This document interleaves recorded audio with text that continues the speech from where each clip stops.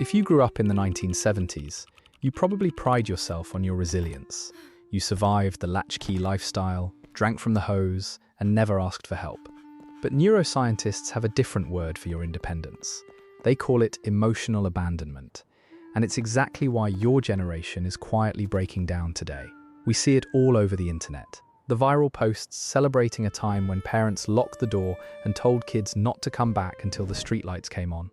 We look back at that era and we call it the golden age of childhood freedom. We tell ourselves that figuring out how to build a bike ramp out of rusted wood or settling a fistfight in the dirt without an adult intervening is what forged an unbreakable, mentally tough generation. We romanticize the silence of an empty house at 3:30 in the afternoon and wear it like a badge of honor. But let's pause and look at that empty house through the lens of developmental psychology. Picture that 7-year-old walking home alone, fishing a key out from under a rock, unlocking a heavy door and stepping into the dead quiet. Making a peanut butter sandwich and sitting in front of a flickering television for 3 hours before anyone even checks to see if they are alive. We have been conditioned to call this building character. But clinical psychologists have a completely different term for it. They call it parentification. You weren't just learning how to be independent. You were being forced to become your own parent before your brain had even developed the biological capacity to process that level of responsibility. When a child is left entirely to their own devices in a world designed for adults, they do not experience freedom. They experience chronic, low-grade hypervigilance. Think about your own childhood. You had to learn how to read the unpredictable moods of older kids so you wouldn't get bullied. You had to map out safe routes through the neighborhood. You had to calculate the exact physical risk of climbing that tall oak tree because you knew, deep down, that if you broke your arm, it was going to be an enormous inconvenience for the adults in your life. Your brain wasn't actually engaged in free play. It was constantly scanning the environment for threats. You learnt to suppress your natural, childish needs. Because survival in the 1970s meant making yourself as small, quiet, and self-sufficient as humanly possible. And that is not resilience. That is a trauma response.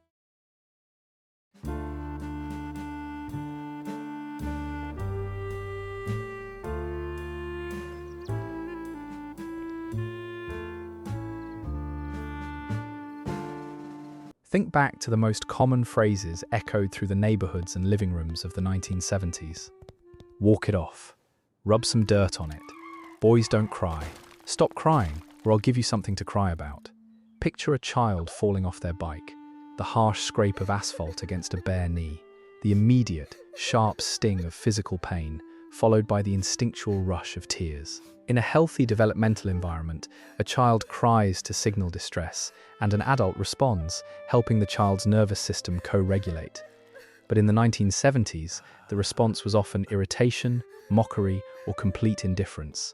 You were expected to swallow the heavy lump in your throat, pick up the bike, and keep riding. For decades, we have collectively praised this as the ultimate crash course in self-reliance. We tell ourselves that by being left alone with their pain, these kids learned how to self-soothe. But modern neuroscience paints a much darker, much more clinical picture. Here is the biological truth. A child's brain does not possess the structural capacity to self-soothe. The prefrontal cortex, the logical, regulating part of the brain, is simply not developed enough in childhood to calm the amygdala, which acts as the brain's emotional fire alarm. When a child is consistently met with emotional absence or told that their feelings are a nuisance, their brain doesn't magically learn how to process the pain, it learns how to amputate it. Psychiatrists call this emotional blunting, or dissociation. When a child is hurting and no one comes to comfort them, the nervous system makes a devastating, subconscious calculation. It realizes that expressing distress is completely useless and potentially dangerous. So, the brain forcibly shuts the alarm off. The child goes quiet.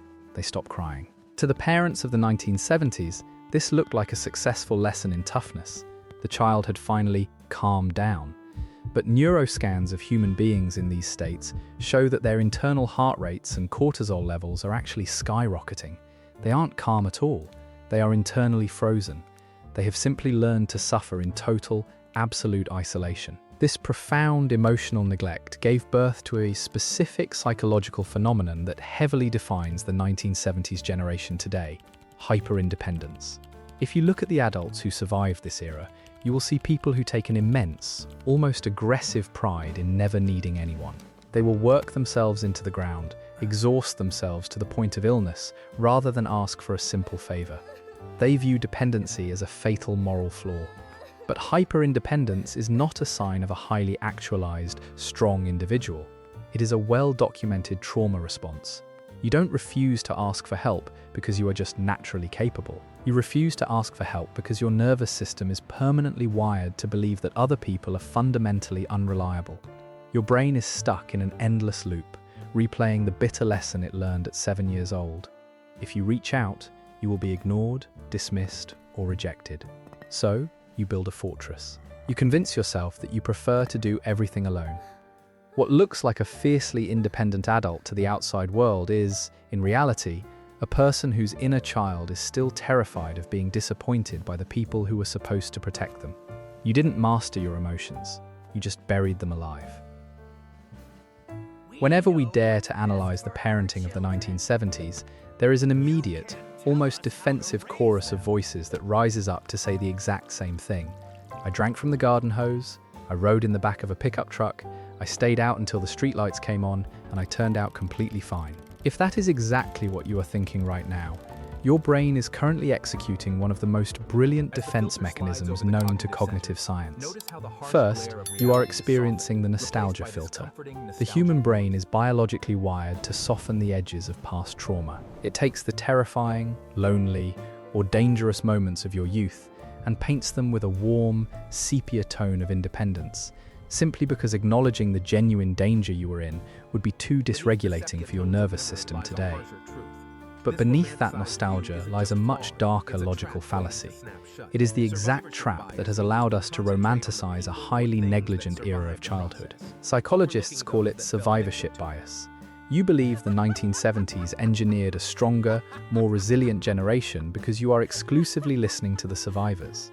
The people who are enthusiastically sharing viral memes about jumping off roofs, riding bikes with no helmets, and settling bloody neighborhood brawls without adults are the ones who were lucky enough to make it out physically and mentally intact. We never hear from the silent victims. We don't see nostalgic posts from the kids who suffered permanent traumatic brain injuries because basic safety equipment was considered a sign of weakness. We don't hear from the kids who were pushed to the absolute brink by relentless, unchecked bullying, or the ones who didn't survive the reckless games played in abandoned construction sites. Their stories have been entirely erased from our collective memory. We have silenced their tragedies to protect this comforting illusion of the tough, invincible 1970s child. There is a popular narrative floating around today that this unrestricted, wild exposure to physical danger gave you a highly sophisticated, internal calibration system for risk. The theory goes that because you broke bones and scraped your knees, you somehow developed a profound wisdom about where the limits were. But behavioral science completely rejects this. When a child is repeatedly exposed to high-stakes danger without a protective adult presence, they do not develop a healthy relationship with risk. They develop risk blindness. When you were flying down a steep hill on a bike with no brakes, or jumping off a bridge into questionable water, you were not demonstrating a beautifully calibrated sense of caution. You were demonstrating a severely understimulated prefrontal cortex desperately seeking dopamine, completely detached from the biological instinct of self-preservation. When the adults around you consistently fail to prioritize your physical safety, your developing brain subconsciously internalizes a devastating belief that your safety, and by extension your life, is not inherently valuable. You didn't learn how to brilliantly calculate risk. You just normalized living on the edge of a cliff because no one cared enough to pull you back. You did not turn out fine because the environment was healthy. You turned out fine in spite of it. We have analyzed the child of the 1970s, but now we have to fast forward the timeline. We need to look at the adult standing in front of us today. If you want to see the true, long-term psychological cost of the latchkey childhood, you simply have to look at the current mental health data for people in their 40s, 50s, and 60s. If being left completely to their own devices truly created a generation of emotionally impenetrable superhumans, then the statistics should reflect that. But they don't. Instead, we see a demographic currently experiencing record highs in stress-related illnesses, staggering divorce rates, and a silent epidemic of what clinical psychologists call high-functioning depression. Why is this happening? It comes down to a physiological reality known as the volcano effect. When you spend 40 years swallowing your pain, convincing yourself and the world that you are self-sufficient, those suppressed emotions do not simply evaporate. The human body is a ledger, and it keeps meticulous score. The nervous system can only hold so much unacknowledged tension before the foundation begins to fracture. For the kids of the 1970s, this psychological fracture rarely manifests as public sadness. They were taught that sadness was pathetic. So instead, the pressure cooker explodes as anger. If you have ever wondered why this specific generation is stereotyped for having a notoriously short fuse, the road rage, the explosive arguments over minor inconveniences, the sudden hostility when they feel a lack of control, you are looking at a trauma response. That anger is not a personality flaw. It is the physiological overflow of 4 decades of unacknowledged grief and bone-deep exhaustion. It is the volcano finally erupting because the pressure valve of crying was permanently welded shut when they were 7 years old. But the most fascinating, and perhaps the most heartbreaking, consequence of this suppressed trauma is how it completely revolutionized modern parenting. It created the ultimate generational paradox. How did the generation that roamed the streets without supervision, drank from the hose, and fought their own battles raise the most anxiously supervised, GPS-tracked generation in human history? If the 1970s method was so perfect, why didn't they replicate it with their own children? The answer lies in a subconscious mechanism called the pendulum swing. When these hyper-independent latchkey kids became parents, they made a silent, instinctual vow. Without even realizing it, they looked at their own children and saw the deeply vulnerable inner child that they were never allowed to be. They didn't become helicopter parents because the world suddenly got more dangerous. They became helicopter parents because they were frantically trying to rescue themselves. Every time they checked a location tracking app, every time they intervened in a middle school friendship dispute, every time they hovered over a homework assignment to ensure perfection, they were trying to rewrite their own painful history. They were desperately trying to provide the exact safety net that they were denied. But trauma has a very cruel sense of irony. By wildly overcorrecting, they accidentally passed their unhealed anxiety directly down to the next generation. They shielded their children from every conceivable physical and emotional risk, which inadvertently crippled their children's ability to tolerate discomfort. The record-high anxiety levels we see in Generation Z are not a separate, isolated phenomenon. They are the direct, inherited downstream effect of the 1970s emotional abandonment. The parents absorbed the neglect, and in return, the children absorbed the panic. If you spend any time on social media, or if you've ever survived a tense holiday dinner with extended family, you know exactly what the ultimate generational accusation sounds like. Young people today are too soft. You are too sensitive. You need a therapist for every minor inconvenience. Back in my day, we just dealt with it. This is the battle cry of the 1970s generation. They look at Millennials and Generation Z, generations that openly discuss boundaries, mental health, and emotional exhaustion, and they feel a profound sense of contempt. They see a generation that cries, and they interpret those tears as a fatal weakness. They view it as a tragic regression of human toughness. But it is time to drop the ultimate psychological truth bomb on this generational war. Feeling your pain, identifying your emotions, and vocalizing your struggles does not make you weak. It actually requires a significantly higher level of neurological evolution. Think about it from a purely biological standpoint. When a child in the 1970s experienced trauma, disappointment, or deep sadness and simply stuffed it down to keep moving, they were not utilizing advanced emotional intelligence. They were operating out of the most primitive, reptilian part of the human brain. Numbing out, dissociating, and ignoring pain is a basic survival instinct. A frightened animal in the woods knows exactly how to play dead to survive a predator. That is essentially what emotional suppression is, playing dead on the inside so the world leaves you alone. It requires absolutely no emotional intelligence to shove your feelings into a dark box and throw away the key. What actually takes immense neurological strength, what actively engages the highly evolved prefrontal cortex, is the ability to sit in the fire of an uncomfortable emotion without running away from it. When a young person today says, "I am feeling overwhelmed, I am hurting, and I need to process this," they are doing the incredibly heavy lifting that the previous generation entirely avoided. You are not a softer generation. You are simply the first generation brave enough to actually feel the things your parents spent 40 years running away from. And we need to address a very specific, dangerous myth about the 1970s childhood right here. There is this deeply romanticized idea that because these kids had to navigate the streets and the social hierarchy alone, they developed a supernatural level of emotional intelligence.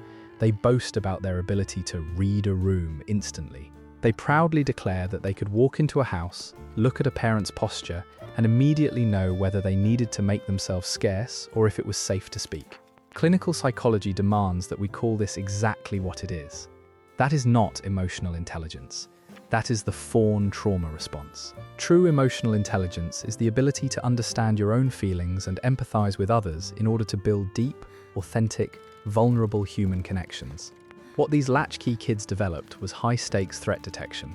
When you spend your entire childhood carefully analyzing the micro-expressions of the older kids or the adults around you to predict their unpredictable moods, you are not building empathy. You are acting as a human radar system trying to avoid conflict, neglect, or punishment.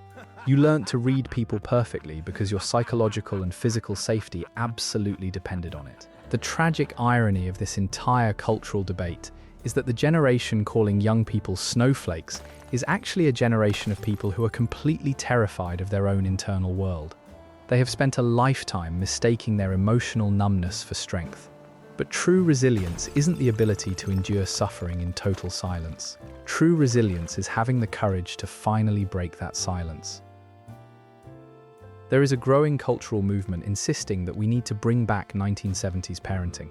We hear constant arguments that if we just locked kids out of the house and let them figure out their own pain again, we would cure the modern anxiety epidemic overnight. But we cannot cure hyperanxiety by reintroducing emotional neglect. We do not need to return to a time when children were forced to build emotional walls just to survive. Instead, we need a complete evolution of how we define mental toughness. We need a new protocol: vulnerable resilience. True resilience is not the ability to fall down, bleed, and walk it off in dead silence. True resilience is the neurological flexibility to feel the sting of the fall, acknowledge the pain, and possess the profound courage it takes to look at another human being and say, "I am hurt and I need help." If you are a child of the 1970s watching this, please hear this clearly. You are a survivor. Navigating that level of profound emotional isolation and building a life for yourself is a massive testament to human endurance. But you have spent your entire life confusing surviving with thriving. It is time to stop glorifying the childhood wounds that nobody ever bothered to bandage. You do not have to carry the weight of the world alone anymore. The war is over. You are allowed to put the armor down. And to the younger generations doing the grueling, exhausting work of reparenting yourselves, sitting with your anxiety instead of running from it, do not let anyone tell you that you are weak. You are breaking a generational trauma cycle that was decades in the making. That is the absolute definition of strength. I want to hear your story. Did the 1970s build a resilient generation or an emotionally numb one? Drop into the comments right now and let me know your honest experience, because this is a conversation we desperately need to have. And if this video shifted your perspective today, please hit that subscribe button and turn on notifications so you don't miss our next deep dive into the psychology that shapes our world. Until next time, take care of yourself and take care of your inner child.